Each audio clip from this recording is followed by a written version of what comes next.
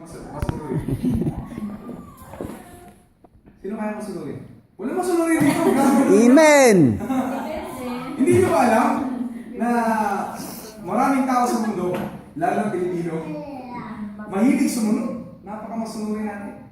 Di ba? Sabi nung sign, bawal magtapo ng basura dito. Di ba? Sumusunod sila. Sinusunod nila, basura dito. Dito lang. Yung bawal lang hindi natin tinignan. Yung bawal ng magtapo ng kalimutan nila. Di ba? Sa Baguio po, meron isang sikat na overpass tapat ng palengke.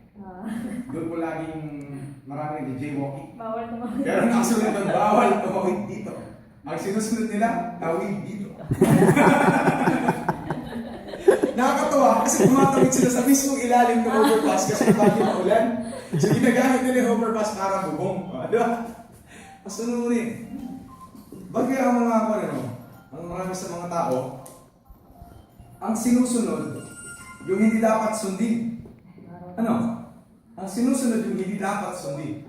Parang yung mga tao na nagkakagulo. Kakagulo. Ano meron? Sabi isa, malay ko. Kakagulo. Mahilig ang Pilipinas sa ganun, pag may mga taong nag-gather. Naalala ko po nung kami po ay mga loko-lokong bata pa, nung high school kasi nga, member kami sa fraternity. Creep po ako ng araw. Tambayan namin sa McDo. Tapos ang tambayan naman ng kalaban namin blood sa Jollibee. Ang McDonald's sa Jollibee ng Baguio, parang 50 na bang lang, nandun ka na. So ganun layo yung aming teritoryo.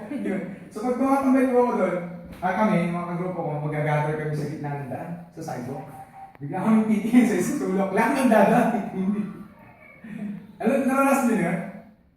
Naranasan din yan? Yung mga grupo namin, titingin sa kung saan. Tapos pag maraming maglalakad na tao, bigla na susunod, titingin din sila. Pag tumingin na sila, iba kami natingin. Lahat sila tingin sa akin. Gawain mo namin yun ng high school. Loko, no? Grabe na yung mga batang yun ng araw. Buti na lang, tumanda na ako. Thank you, Lord.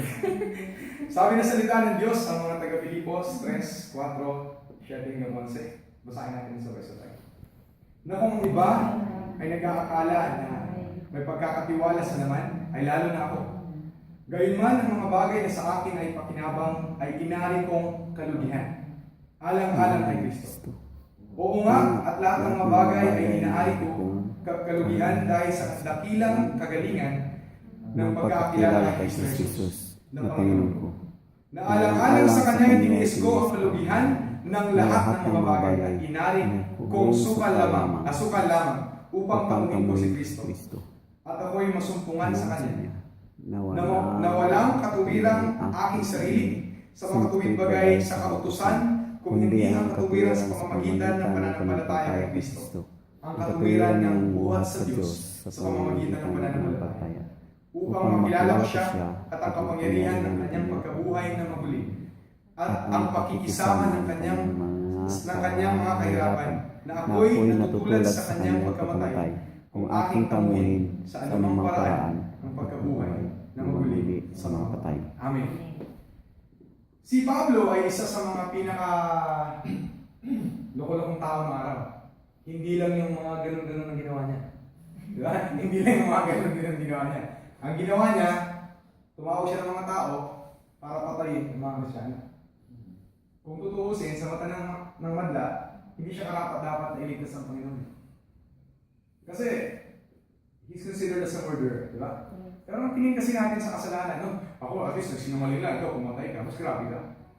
Ganun ang paningin natin sa kasalanan eh. Hindi pa natin naisip, ang kasalanan ay kasalanan. Wala sukat sa Panginoon ng kasalanan eh. Kung halimbawa, ang dahilan mo kung bakit hindi ka nakaabot sa kaharian ng Panginoon ay sa huling araw bago ka namatay, nagsinungaling ka. Di ba? Walang kaibahan yun sa taong pumatay ng 100 tao kasi ang kasalanan ay kasalanan. Ang pananaw natin sa kasalanan may timbang. Di ba? Si Ate Jessica, namupit na 10 piso. Sister Evelyn, namupit ng 1,000 piso. Si Kuya Jeffro, nasa loob, namupit na 1,000,000. Di ba grabe? Siya kulong. Di ba? Si Ate Evelyn, baka bayaran mo na lang. Absuelto, di ba? Pag-usapan na lang natin ang lagay. Di ba? Si Ate Jessica, okay lang yan, 10 piso lang. Pero kasalanan sa Panginoon ay kasalanan. Di ba? Walang malakit Kaya maliit. walang maliit. Kaya ganun na lamang ang habag ng Diyos maging sa taong tulad ni Pablo. Kaya maraming tao ngayon ang hindi nila matagpuan ang kanilang sarili sa Panginoon kasi iniisip na laki ng kasalanan ko, hindi ako patatawarin ng Diyos. Sino ka ba? Diyos ka ba para malaman mo kung sino ang patatawarin niya at hindi? Hindi mo ba alam na sabi ng salita ng Diyos, lahat pinatawad niya. So yun na dapat sundin natin. Di ba? Maraming mga bagay ang ating sinusunod, pero nakakalungkot, mas masarap sundin. Minsan, yung bawal. Di ba? Di ba? Yung mga dapat sundin, hindi sinusunod. Yung mga hindi dapat sundin, hindi sinusunod. Di ba?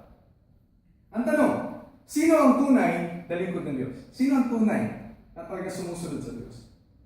Di ba? Ang salitang pagsunod ay hindi lang yung oo tayo sa isang bagay.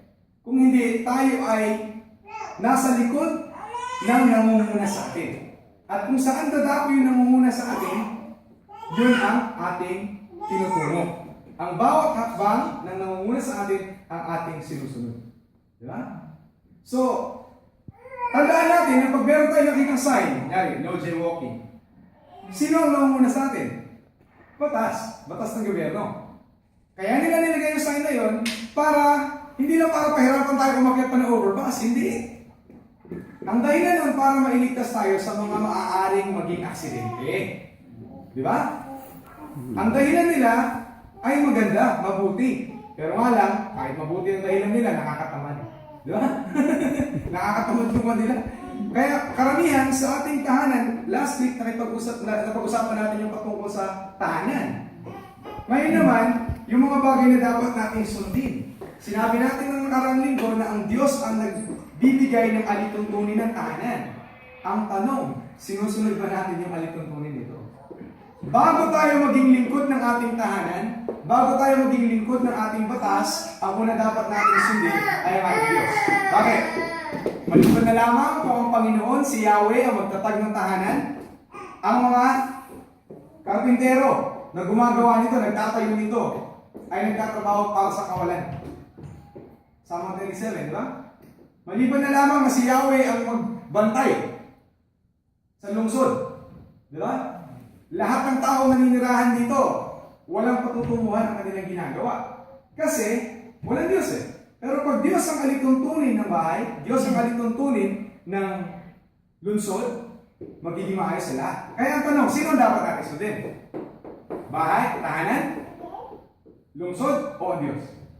Diyos dapat. Bakit? Kasi Diyos nga ang nagiging alituntunin natin sa lahat ng bagay. Hindi ba natin alam na mismong Panginoon, iginagalang niya ang batas ng gobyerno? Dahil sabi ng salita ng Diyos na walang kahit isang pamahalaan na inaitatag sa mundo, maliban na lamang kung pinayagan, pinahintulutan ng Diyos. Kung halimbawa ang presidente natin si Hitler, di ba? Ipagpapray kaya natin si Hitler. Kuya Alex, ipagpapray mo si Hitler. Siguro pero sana mamatay na siya. Minsan ganun ang prayer natin, Lord, kunin niyo na siya. Di ba? Nag-pray ka pa. Di ba? Parang ginawa mo kukundita yung Diyos. Di ba? Hindi ganun ang prayer natin. Sabi ng salita ng Diyos, walang kahit anong pamahalaan ang naitatag sa mundo maliban na lamang kung pinahintulutan ng Panginoon. So may purpose ang Diyos kung bakit naging presidente si Hitler. Ang sabi ng Panginoon, alang-alang sa Diyos, alang-alang kay Jesus, ipanalangin niyo lahat ng inyong mga pinuno. So kailangan natin pag-pray ng positive si Hitler. Ang dapat na prayer, Panginoon, isa siyang makasalanan. Hindi niya alam ito. Naway makakilala sa inyo na katulad ni Pablo, magamit ang buhay niya para magpatotoo. Bilang dapat na prayer, Lord, kunin mo na siya. Di ba? Masarap na. Minsan nasarap pa sa tenga pag gano'n. Oo nga, para matapos na yung paguluhan sa mundo. Ganun din yung mga kumari pang kari natin, no? Gagatuhan yung maling pananaw. Kapwa ang Kristyano, maling advice yung binibigay. Di ba? Nakakalungkot.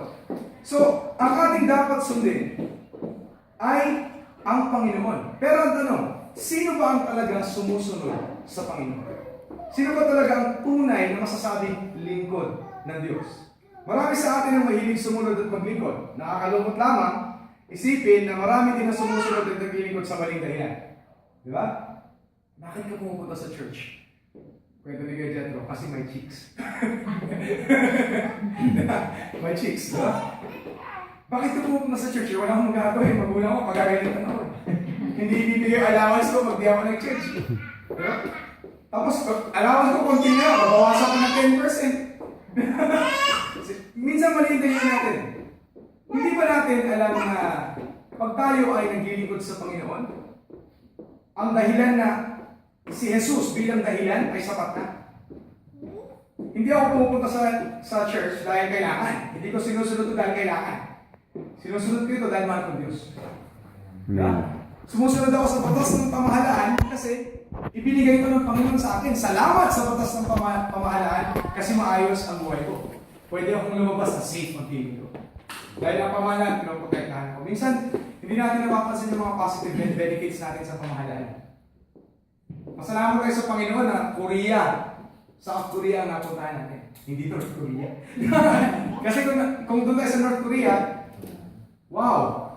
Ang hirap ng buhay doon. Baka paghakbang mo, praise the Lord, nawala ulo mo. ganun kadali. Pero dito malayo tayo. Bakit kaya? Dahil sa regalo ng Diyos na pamahalaan. Di ba? Hindi natin nakikita yung benefit eh. Because of the government of Korea, we can enjoy worshiping God freely. Di ba? Yun ang kailangan natin unawain. So sa ating pagsunod, kailangan natin alamin, tama ba ang aking dahilan sa pagsunod o umali ang aking motivasyon? May mga kaibigan ako sa Pilipinas na pumupunta sa church sa maling dahilan. Meron isang church kaming napuntahan, nung araw, nung kaka-establish ng Korean, yung church na yun, ang Korean nagbibigay ng 50 pesos kada membro na pupunta sa church. So yung isang pamilya, 7 ang anak. Jackpot. Sold sila sa isang araw. Kasi, binibigyan tao isang tao. Dumating ang panahon ng Korean na wala na. Iniwan niya yung church. Yung church namatay. Nakiisa kami sa church na yun para palaguin. Yung mga tao, nung na dating membro doon, dinadalaw namin.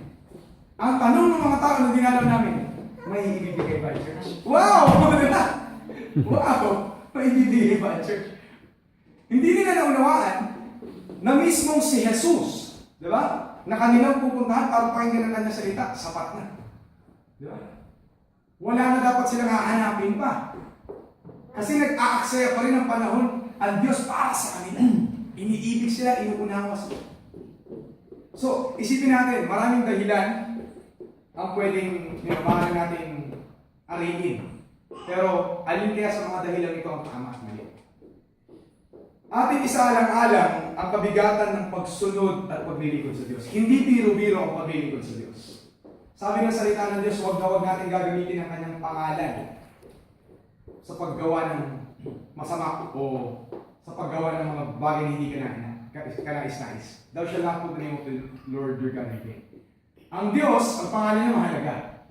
Alalahanin natin na nung araw sa Lumang Tipan, bago nila isulat ang pangalan ng Panginoon ng araw, kailangan nilang maligo, maghugas at magbihis ng putik. So, paano na lang kaya yung sinulat ni David? The Lord said to my Lord. Dalawang Lord magkasunod, di ba? Isinulat niya yung una, naghugas siya, nag-ayuno siya, nagbihis siya, bago niya isulat yung pangalawa. Ganun nila ginagala ang pangalan ng Diyos. Pero sa atin, sinasabi natin, sinusunod natin ang Diyos. Pero kadalasan, ang pangalan ng Diyos, hindi natin totoong iginagala. Kung hindi natin kaya igalang ang Diyos, alalahanin natin na magre-reflect yun sa lahat ng kanyang dinika. Mas mahirap igalang ang magulang, mas mahirap igalang ang kapwa. Kung hindi natin kaya igalang ang Diyos na magkasa. Totoo yun. 5 tanong dapat nating masagot upang mapatunayan kung sino ba tayo. Ito yung oras ng ating pananalamin. Di ba? Sino dito mahilig bumalot sa salamin? Ang mga Korean na babae, sobrang hilig sa salamin. Grabe, pag kada sakay ko ng bus, pag may babaeng, hindi yung mga dalaga, hindi yung mga matatanda na. Yung mga matatanda na, iba yung salamin nila ganun eh. Parang hindi na panigil nila. Pero yung mga dalaga pa, labas na labas. Ang ikli lang nung stretch dito sa wall, Yung bastido, siguro mga 4-5 beses nila i-check yung mukha nila. Grabe yan. Lahat tayo, bago tayo lumabas ng bahay na nanalamin. Bakit? Gusto natin maging presentable. Diba? Pero ito mga kapatid, ang panahon para manalamin tayo para maging presentable na sa Diyos. Kasi hindi pinakikialaman ng Panginoon ang ating physical na ito. Hindi yung pinakikialaman. Ang kanyang pinakikialaman ay yung physical na anyo at spiritual na anyo ng ating puso. Amen. Amen? Tandaan natin, yung physical na anyo ng puso ang siyang lalantad na physical na anyo ng katawan. Una, tinaligdan ko na ba ang pinakamahalagang bagay sa akin para lamang sumunod kay Jesus? Di alintaan na ang halaga. Hindi ko pinakialam yung halaga. Kahit ano pa yung halaga niya. Basta, wala akong pakialam sa bagay na yan para lang masunod si Jesus. Yun ang sabi ni Pablo, whatever is to my profit, I consider loss for the sake of my Christ. Napakaganda sinabi. Tinalikuran na ba natin? So, halimbawa, ano yung greatest property natin? Ano yung pinakamahalagang bagay sa akin? Buti na lang, pinakamahalagang bagay sa akin yung Bible ko. Kasi kung hindi, kung i-give up ko yun, wala na. At least, wala na wala sa akin. Di ba? Yung Bible ko. So, pag sinunod ko ang Panginoon, wala na wala sa akin. Kasi salita niya yung pinakamahalagang bagay sa akin. Ano ang pinakamahalagang bagay sa atin?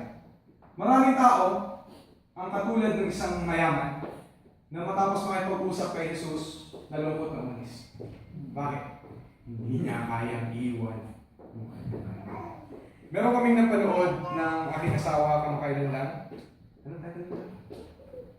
The Best Offer. Sino nakapanood ng movie niya? The Best Offer. Isa siyang auctioneer. Yun yung trabaho niya. Isa siyang milyonaryo. Nagko-collect siya ng mahal na mga paintings. Siguro ang collection niya over $100 million. Yung collection niya. Sa kwarto niya lang yung sarili niya. Kasi yung isang property na nakuha niya, $8 billion na. Ang dami ng paintings niya. Na-inlove siya sa isang babae. Tapos, ninakaw sa kanya lahat. Nung kanyang, syempre pwede niya isumbong sa police, no? Pero pinili niya hindi isumbong. Kasi first time niya makaramdam ng pagmamahal. First time niya mag-inlove. Eh, matanda na rin siya. Siguro, wala na mawawala sa kanya. Pero nalulungkot siya, pero parang first time niya maramdaman.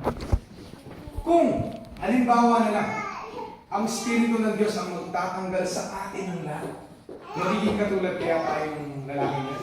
Yung mamang yun na hindi siya magreklamo, hindi siya magagalit. Kung di tatanggapin niya kawala, bakit? Kasi first time niya makaramdam ng pag-ibig. Mga kapatid, ang ating dinaramdam at dinaramang pag-ibig sa bawat isa sa atin, maaaring hindi sapat pag sa tao natin hahanapin. Diyos lamang ang tunay na pag-ibig. Kasi siya ang pag-ibig. Kaya sabi sa salita ng Diyos, kung hindi, sino man lang hindi nakakaalam ng Diyos, hindi niya alam ang pag-ibig kasi Diyos ay pag-ibig. Di ba? So, tinalikuran na ba natin lahat ng mahalagang bagay para lamang masunod si Jesus? Sabi ng Panginoon, kaya nga sino man sa inyo na hindi tumanggi sa lahat niyang tinatangkilik, ay di maaaring maging lingkod. Hindi pwedeng maging lingkod ng Diyos ang hindi marunong magsabi sa sarili niya, hindi.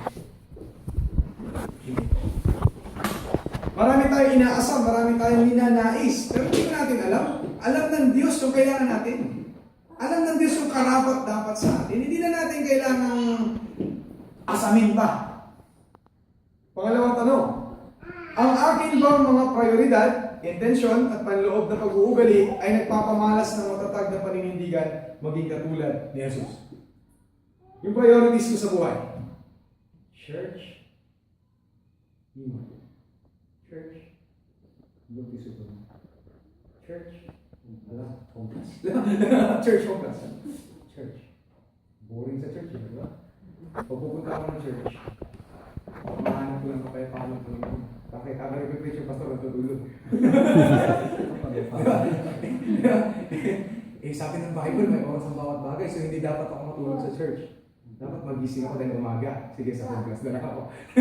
Mali yung reasoning natin, ano? Sa priorities natin, sino na uuna?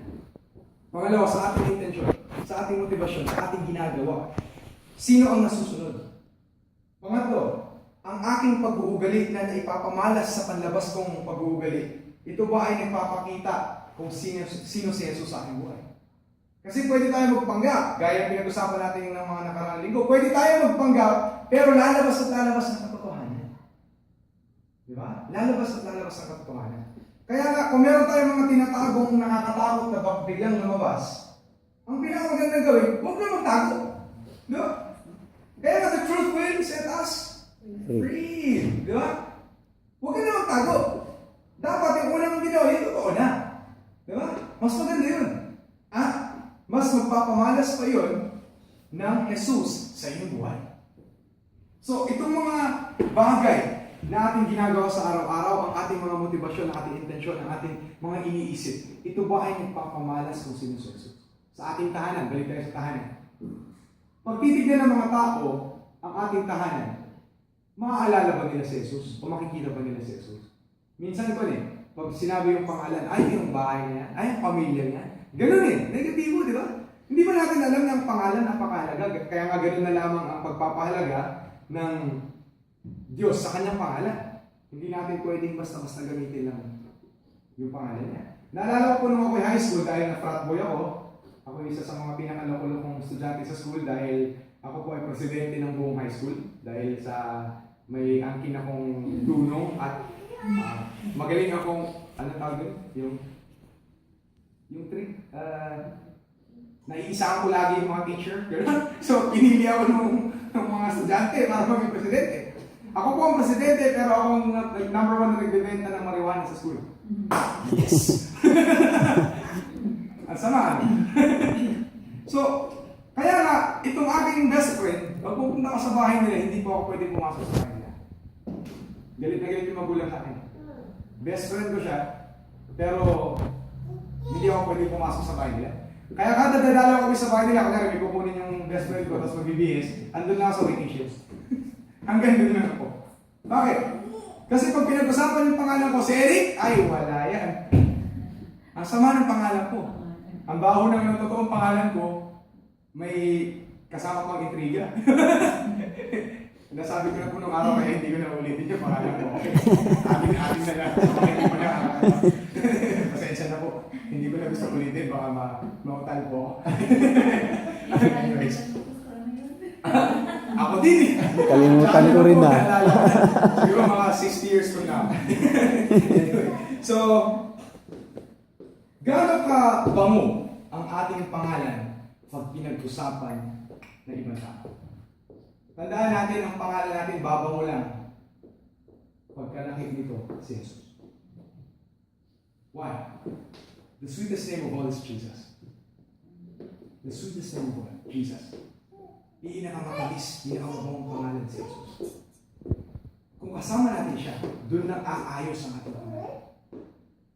Hindi ko malilimutan yung pagkakataon na ako'y naglingkod sa youth center, binigay ko yung buhay ko. At pagkatapos po nun, pag pinag-uusapan ako ng mga matatanda, ng mga magulang, ng mga kaibigan ko, positibo na. Ang sarap ng pakiramdam. Hindi yung ayan, bawal isa sa bakay na. Di ba? Yung pangalan po na bawat isa sa atin, lalo na pag pinag-usapan yung tahanan natin. Naaalala ba si Jesus? Nakikita ba si Jesus? Na ipapamalas ba si Jesus? Malalaman po natin na kaisa natin si Jesus sa ating tahanan kung ang ibang tao ay nagbibigay ng confirmation. Kung ina-affirm ng ibang tao na andyan nga, nasa tahanan nga natin si Jesus. Sabi ng mga salita ng Diyos sa mga taga-Bilis 3, 7-8, gayon man ang mga bagay na sa akin ay pakinabang at inari kong kalugihan. Yung mga gusto niyang gawin. Alang-alang kay Kristo. Oo nga, at lahat ng mga bagay ay inari kong kalugihan dahil sa dakilang kagalingan ng pagkakakilala kay Kristo Jesus na Panginoon. Naalang-alang sa Kanya, tiniis ko ang kalugihan ng lahat ng mga bagay at inari kong sukan lamang upang pamuhin ko si Kristo. Tinatamasa ba natin? Are we desiring? Hinahangad ba natin na maranasan at masumpungan si Jesus sa ating buhay? Kasi kung ang ating sagot ay oo, yan ang tamang direksyon para sa bawat isa sa atin. Kung hindi, ibig sabihin, iba pa rin ang mga sabihin. Pangatlong tanong, pinipili ko bang di kailangang maranasan ang mga bagay na hinahangad ng mundo para lamang masunod ang nais ng Diyos? Maraming hinahangad ng mundo, maraming gustong tamasain ng mundo. Pero pinipili pa natin, hindi yan para sa akin. O bumabalik pa rin tayo sa, ay, minsan na rin. Minsan lang, di ba? Naalala natin? Di ba? Last week, pinag-usapan natin ang danger ng minsan lang. Kasi lahat ng addiction nagsimula sa minsan lang. Diba? At saka tandaan natin, minsan din lang mawawala yung buhay natin. Amen. Minsan lang ang pagkakamali sisira sa buhay ng tao. Tandaan natin ang kasalanan ni Eva sa hardin. Minsan lang. Minsan. Pero ano nangyari? Buong sanlibutan. Di ba? Minana yung kasalanan. Minsan lang. So, piliin natin, minsan din na ang unahin natin ay ang Diyos. Sa pamamagitan ng minsang desisyon natin na sumunod sa Diyos, magbabago ang buhay natin. Amen. Sabi ng salita ng Diyos, dapat nakikilala ng Diyos ang inyong mga puso. Sapagkat ang dinadakil ng mga tao ay kasuklam-suklam sa paningin ng Diyos. Yung mga ninanais ng mundo, hindi gusto ng Panginoon, hindi katangi-tangi sa Panginoon. Kayo'y magsipasok sa makipot na pintuan sapagkat maluwang ang pintuan at malapad ang daan patungo sa kapahamakan. At marami ang do'y nagsisipasok. Sapagkat makipot ang pintuan at makitid ang daang patungo sa buhay at kakaunti ang nakakasumpong noon. Tandaan natin, itong makipot na daan na ito, minsan din lang natin pwedeng piliin. Minsan. Sa pamamagitan ng minsan na ito, maaari tayo magkaroon ng buhay na walang hanggan. Gagamitin na rin lang natin yung minsan. Aaksayahin na rin lang natin yung minsan. Bakit di natin piliin gamitin sa Panginoon? Minsan lang, mga kapatid. Pangapat, isinusuko ko ba ang lahat ng aking kaalaman upang ako ay maturuan ng Diyos? Handa ba tayo magpasakop? Handa ba tayo magpaturo? Kasi kung hindi tayo handa magpasakop, hindi tayo sumusunod. Di ba? Namumuna tayo. Parang minsan ginagamit natin, sinasabi natin sa Panginoon, Lord, sit down, relax, I love you. Di ba? Relax, watch and learn. Di ba? Parang minsan gano'n tayo sa Panginoon eh. Lord, ganito yan eh. Wow!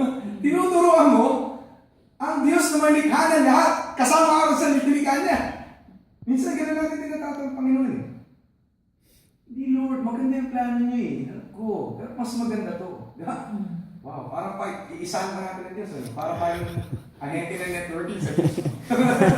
Lord, upo ka lang saglit. Manood ka ng aking presentation. Di ba? Minsan ganun ginagawa na siya Lord. Makukumbinsi ka natin ng Panginoon? Hindi! Kasi ang nais ng Panginoon, magpasakot tayo sa Kanya. Magpaturo tayo sa Kanya. Bakit? Alam niya na. Alam niya kung paano tayo magwawakas. Alam niya ang susunod sa buhay na ito. Bakit hindi tayo magpaturo sa Kanya? Alam niya, tinanayos niya yun. Pero, pwede natin piliin na hindi umayon sa plano ng Diyos. Naway, huwag natin aksayahin yung minsan. Magpaturo tayo sa Kanya. Sabi na salita ng Diyos, mag-ingat nga kayong lubos kung paano kayo lumakad. Huwag gaya ng mga mangmang, kundi gaya ng marunong. Kaya huwag kayong maging mga mangmang, kundi unawain ninyo kung ano ang kalooban ng Panginoon. Sinabi na salita ng Diyos na huwag tayong katulad ng mangmang. Sino ang mangmang? Kung tayo babalik sa salita ng Diyos, pinakita ng Panginoon kung sino ang mangmang. Ang mga matatalino, ang marurunong sa mundong ito, sila ang mangmang sa mata ng Diyos. At ang mga mangmang sa mundong ito, gagamitin ng Panginoon upang hiyain ang marunong. So sino ang marunong?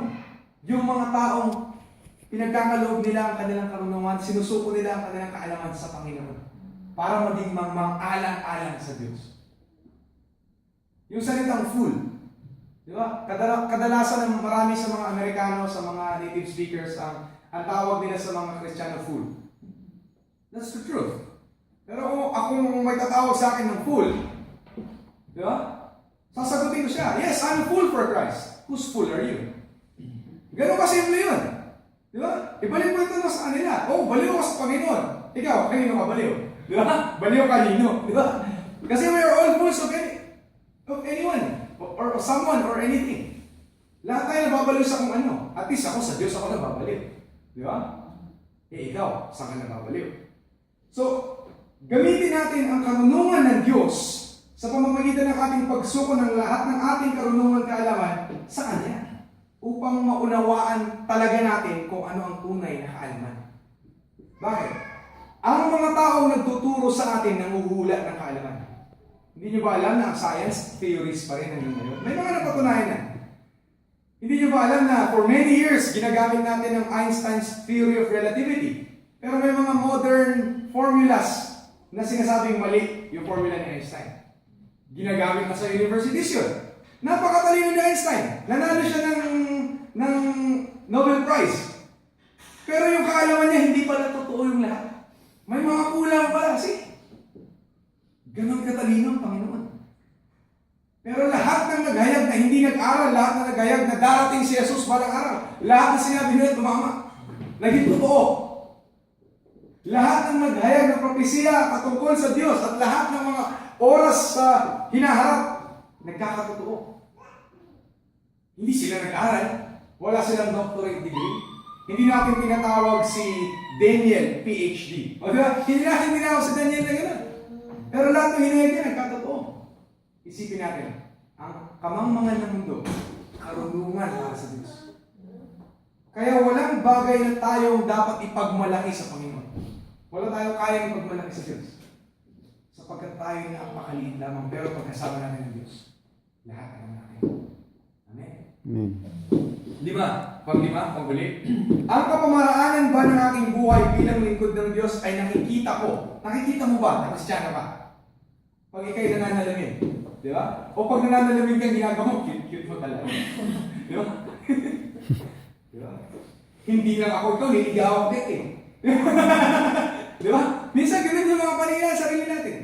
Pag nananalamin ka ba, nakikita mo si Jesus? Kasi kung hindi mo nakikita sa sarili mo, Jesus, paano makikita ng ibang tao si Jesus sa'yo? Tandaan natin, ang unang tumitingin sa sarili natin ay sarili natin.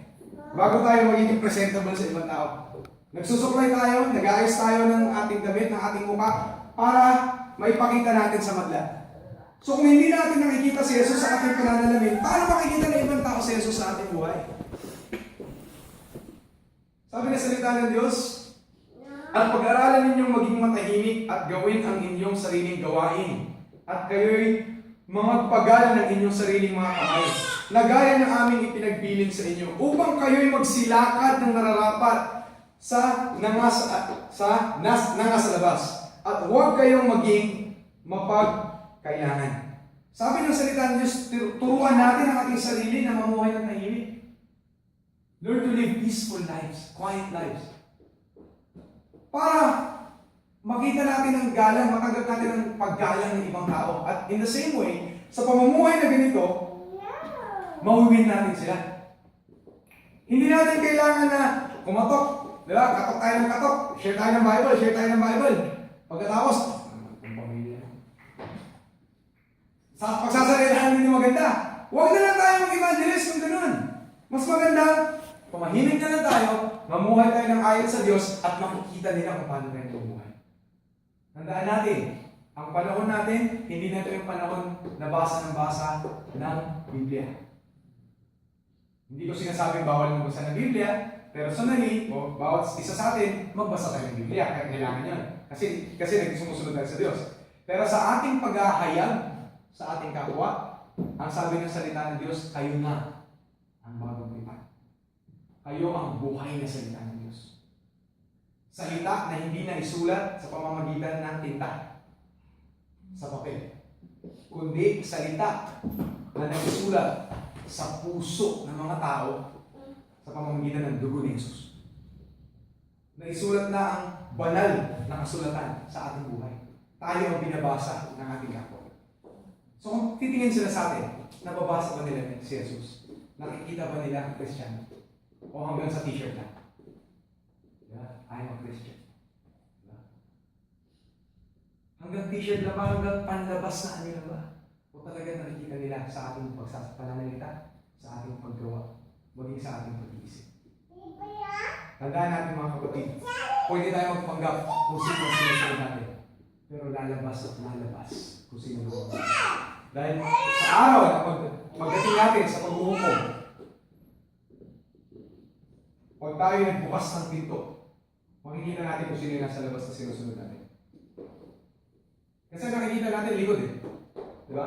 Pag humarap yun, sigurado pa tayo si Jesus. Maaaring pag humarap yun, iba. Tatakbo tayo kay Jesus. Ano sasabihin ni Jesus sa atin? Hindi kita kaya. Hindi kita kaya. Marami ang tatawag sa aking Panginoon. Sabi ni Jesus. Sa huling araw. Ngunit marami sa kanila ang hindi nakilala.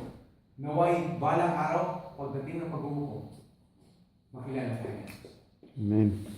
Ang pagkakakilala natin kay Jesus at ang pagkakakilala niya sa atin ay sapat na. Wala na tayong mahanapin pa. Alalahanin natin ang hugis krus na pamatok ni Jesus na instrumento ng pagpapalaya at kapangyarihan para sa lahat ng namumuhay dito. Naway patutunan natin ang kababaang loob ni Jesus na siyang patunay sa paglilingkod ng Diyos. Kung paano natin, kung gusto natin matutunan kung paano natin tunay na paglingkuran ng Panginoon, lingunin natin si Jesus. Lingunin natin si Jesus. Matututunan natin kung paano maging tunay na lingkod ng Diyos. Sapagkat si Jesus, walang kahit kailanman ginawang hindi naaayon sa kalooban ng Diyos. Naging tao rin siya katulad natin. Nasubok siya sa lahat ng kapamaraanan. Pero pinatunayan niya na siya ay lingkod ng Ama. Lingkod ng Diyos. Basahin natin na sabay-sabay.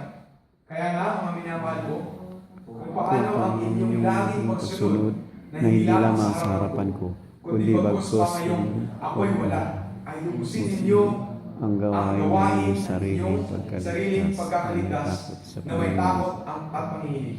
Sapagkat Diyos ang gumagawa sa inyo maging sa pagnanasa at sa paggawa ayon sa kanyang mabuting kalooban. Maaari tayong itungo, maaari tayong turuan ng Panginoon, yun ay kung hahayaan natin siya.